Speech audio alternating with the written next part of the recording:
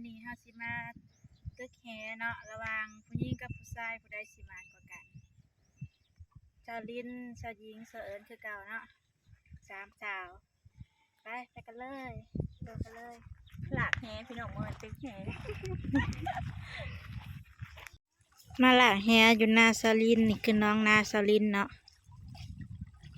ไม่หนาวเลยไปกันบ่นอนกับเสือกันแก่เท่น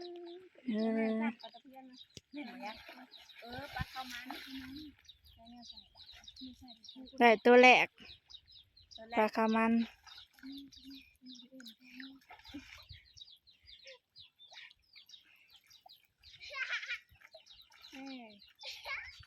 ตัวใหญ่อยู่เนาะ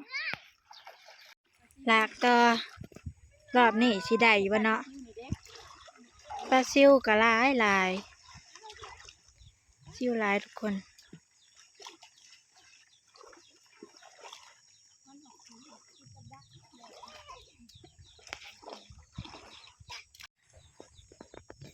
งมไปงมมาก็เห็นอีกตัวหนึ่ง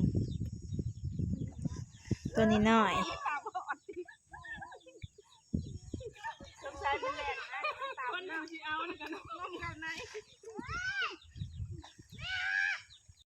แหเก่าศอกความยาวของแหความใหญ่ของแหตึกบ่ได้แล้วก็ลากเอา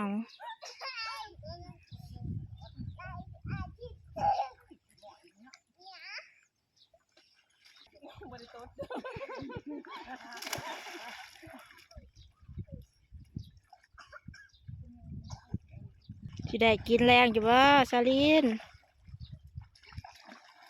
มาได้แก่แห้วทุกคนนะ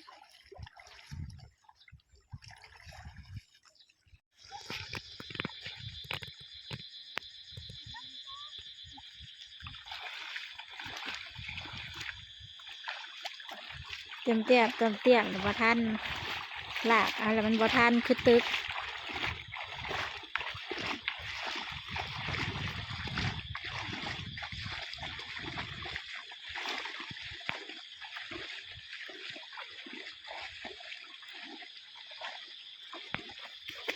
โบยังอยู่โดคาบะ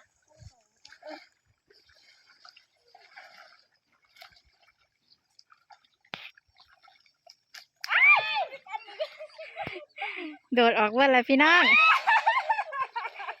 ยังมาถึงเลยอย่างนี้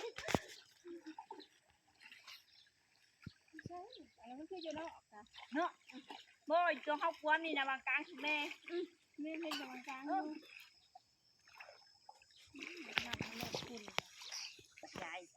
มีแต่เต้นออก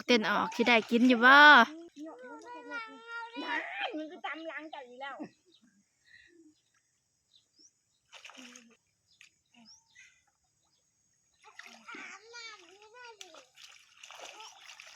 ปลายังตัวน่ะปลานวลจันทร์มาตัวที่สี่เป็นอะไรซาลินเมื่อละบ่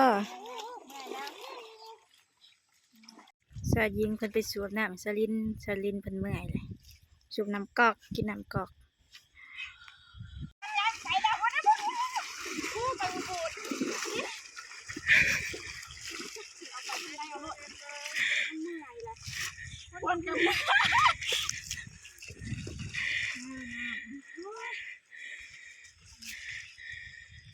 สุรินทร์ละเมื่อยแห้งทุกคน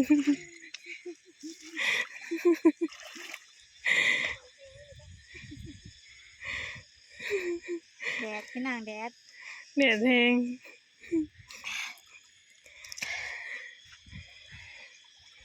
กระแจง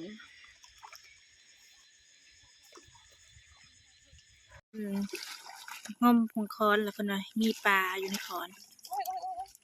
หัวปลายังพี่น้องออกแล้วปลาดุกมาได้ใช่มันหมดออกไปมือที่เซินผลหลากแฮนะพี่น้องหลากแฮกับผลหลากบ่อยากไปดอกเป็นนักกระโตตัวเองก็พอแห้ง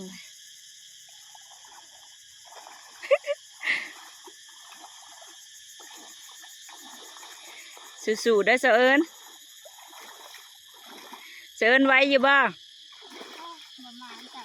นั่นถึกแล้วทุกคนถึกแล้ว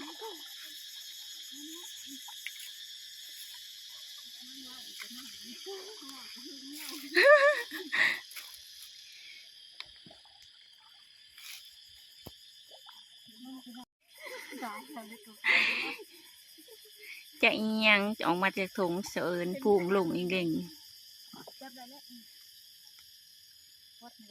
มาลุ้นกันทุกคนว่าเสอิญเพิ่นสิมานอยู่บ่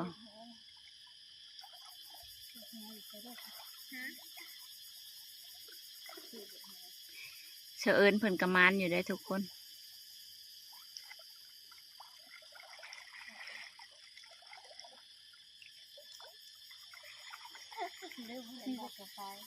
จ้าเพิ่นบ่เคยปลดปลาจากแฮจากเถื่อจากที่ได้หรือบ่ได้อยู่ทุกคนคือเพิ่นได้ตัวแรกกะซีกะตั้งหมู่ทุกคนเลยปลาก็ออกเป็นสีชมพูปลาเสอิญรอบนี้เป็นเสาเอิญกับเสาลินพี่น้องเสาเอิญกับเสาลินเป็นผู้หลากแฮรอบนี้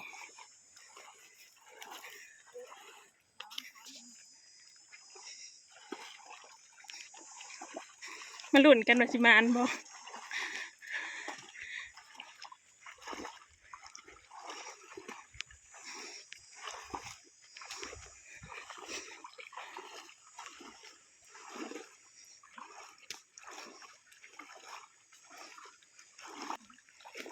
อุ้ย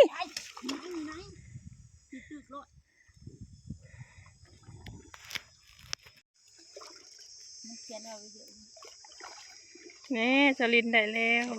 น้อยๆทุกคนเลย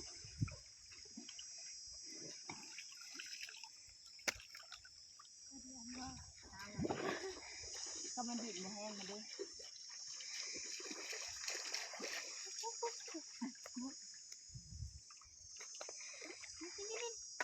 เอิญกระมัน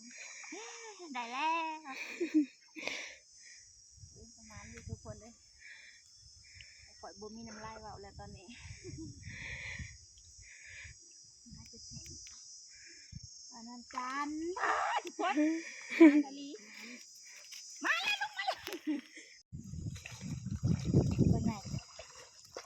โอ้ดินแห้งกับเกือบบ่ได้พี่เนาะเป็นดินแห้งมันอยู่นี่คือผลงานเนาะกับมันอยู่หลากแหกะผู้หญิงหลากแห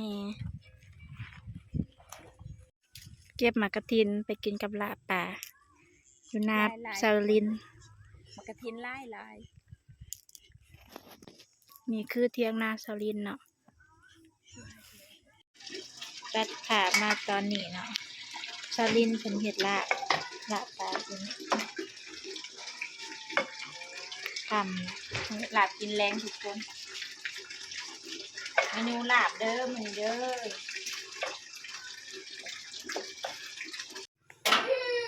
แล้วลาบปลานี่แบบใส่มังพริกกับแบบบ่ใส่มังพริกคลิปไว้เพียงสำนี้แล้วทุกคนพอกันคลิปหน้าบ๊ายบาย